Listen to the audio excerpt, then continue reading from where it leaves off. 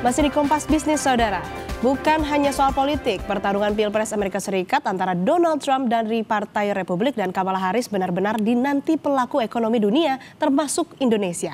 Keduanya bukan orang baru. Trump ini pro pemotongan pajak, Harris pro kenaikan pajak. Jika salah satu menang, kira-kira apa dampaknya ke ekonomi Indonesia? Sudah bergabung Direktur Kebijakan Publik Center of Economic and Law Studies, Media Wahyudi Askar. Selamat pagi Pak Media, apa kabar? Selamat pagi, kabar sehat. Pak Media, ini kan Trump punya pendekatan America First yang menekankan kemandirian ekonomi dan juga di deregulasi bisnis. Salah satu yang paling dikenal adalah kebijakan proteksionisme. Bahkan akan mematok tarif lebih tinggi bagi barang-barang yang datang dari Tiongkok. Lalu ini apa dampaknya bagi dunia dan juga bagi Indonesia? Iya, kita memang perlu terus memantau pemilihan presiden di US ini karena memang dampak tidak langsungnya cukup signifikan. Jadi misalkan kebijakan proteksionisme Donald Trump yang sebelumnya dilakukan pada saat kepemimpinan Donald Trump tahun 2017-2021 memang lumayan mempengaruhi kinerja ekspor Indonesia ke US. Dan apabila Trump berupaya mengurangi ketergantungan pada impor asing, maka sektor-sektor krusial yang selama ini menjadi komoditas ekspor utama Indonesia ke US bisa terdampak cukup signifikan memang. Mulai dari industri tekstil, peralatan sepatu olahraga dan juga beberapa komoditas ekspor andalan lainnya. Dan tadi di-mention soal America First, tentu Donald Trump berupaya agar investasi itu masuk dan fokus berada di dalam US. Sehingga jika ini dilakukan tentu bisa mengurangi basis investasi Amerika Serikat di luar negeri termasuk Indonesia. Jadi tentu saja ada kekhawatiran ini bisa memperlambat aliran modal ke sektor-sektor seperti pertambangan, manufaktur, dan infrastruktur juga yang sangat penting bagi pertumbuhan Oke, Indonesia. dengan kemudahan regulasi investasi di Amerika Serikat, ini bagaimana antisipasi yang harus dilakukan pemerintah Indonesia? Apakah rupiah akan tertekan karena aset dolar ini akan lebih menarik? Iya, yang pertama kita memang terus selalu memonitor, khususnya salah satunya adalah soal pajak ya. Hmm. Di masa lalu Trump berupaya mereformasi pajak, menarik perusahaan US agar kembali dan dana mereka dari luar negeri itu masuk kembali ke US dan Indonesia bisa terdampak signifikan. Dan saya kira yang perlu dilakukan memang salah satunya adalah terus melakukan upaya diversifikasi ekonomi. Jadi dialog ekonomi yang lebih fleksibel dengan US. Jadi jika Indonesia kemudian harus berkoordinasi kembali dengan Presiden Trump yang terpilih, maka penguatan diplomasi yang lebih fleksibel itu memang menjadi kunci. Sebab kita tahu ya ketegangan geopolitik dengan Tiongkok, Trump selalu berupaya memicu perang dagang dengan China dan ini terus terang juga cukup mengkhawatirkan karena bisa memicu ketidakpastian ekonomi global. Dan apabila Indonesia tidak hati-hati, Indonesia bisa terjebak dalam perang dagang ini karena juga dikhawatirkan akan memukul ekonomi China. Dan kita tahu Indonesia sangat bergantung pada sektor-sektor yang ditopang oleh investor dari China. Jadi memang ada banyak ketidakpastian terutama apabila langkah kebijakan Trump ya yang kita tahu sebelumnya sering mendorong volatilitas di pasar global, ini tentu saja bisa berdampak pada rupiah di Indonesia. Hmm. Dan apabila ada tekanan inflasi, biaya impor yang juga lebih tinggi, dan kita juga tentu saja mungkin semakin kesulitan mengolah hutang karena sebagian besar hutang kita masih dalam dolar. Oke, itu kalau tadi kita bahas apa dampaknya soal kalau Trump terpilih ataupun juga menang begitu ya. Nah, kita akan beralih ke Harris.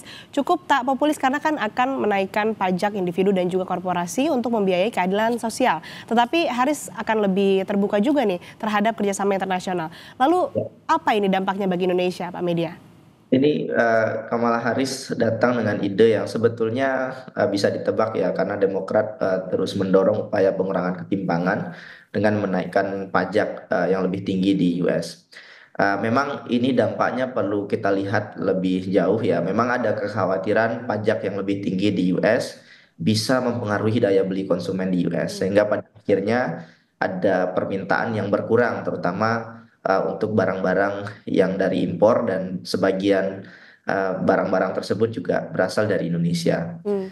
Juga yang paling penting itu soal investasi sebetulnya, karena kebijakan pajak yang lebih tinggi pasti mempengaruhi keputusan investasi di luar negeri, begitu ya. Hmm. Dan di satu sisi ini juga bisa jadi peluang untuk Indonesia karena Indonesia bisa mendapatkan investor perusahaan-perusahaan US yang kemudian bergeser ke Indonesia. Tetapi lagi-lagi catatannya seberapa besar, seberapa kuat Indonesia bisa bersaing dengan negara lain untuk menarik investasi asing dari luar negeri. Hmm. Kalau soal organisasi multilateral, saya kira Kamala Harris kalau terpilih ya mungkin akan Hmm. melanjutkan kesepakatan sebelumnya yang sudah diinisiasi oleh Joe Biden. Hmm. Ada strategis yang lebih luas lewat Comprehensive Strategic Partnership dan kemudian juga US juga menyatakan dukungannya kepada Indonesia untuk bergabung dengan OECD. Jadi memang dari segi hubungan internasional Kamala Harris lebih terbuka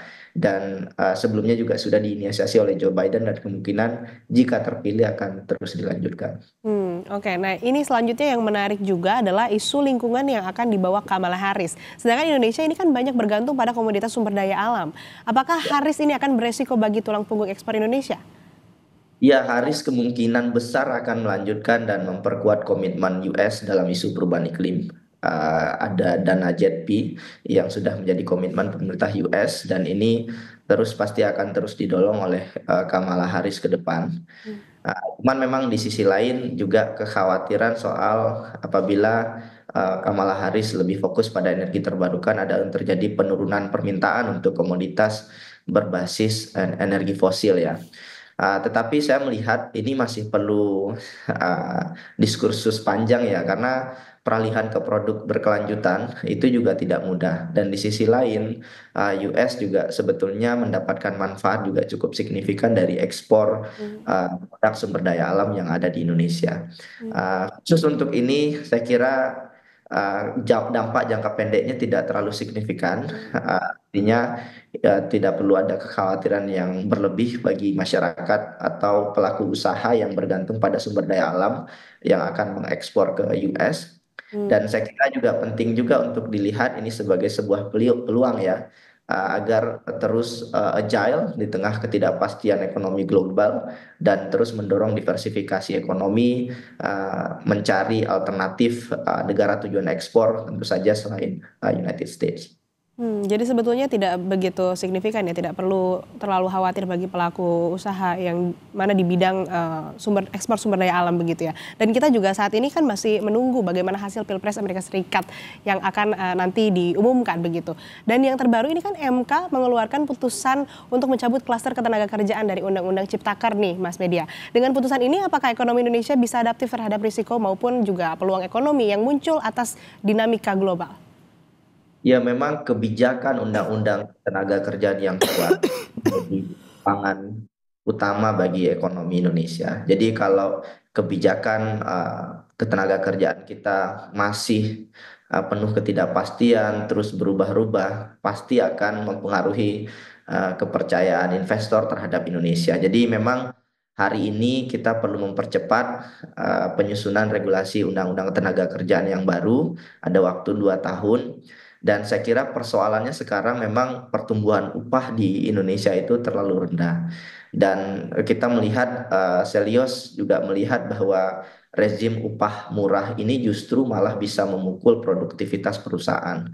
Jadi dari studi Selios itu peningkatan upah itu justru bisa meningkatkan surplus usaha karena pekerja jadi lebih produktif dan daya saing ekonomi Indonesia bisa meningkat. Karena hari ini kita bisa saksikan turnover perusahaan meningkat, daya beli melemah gitu ya.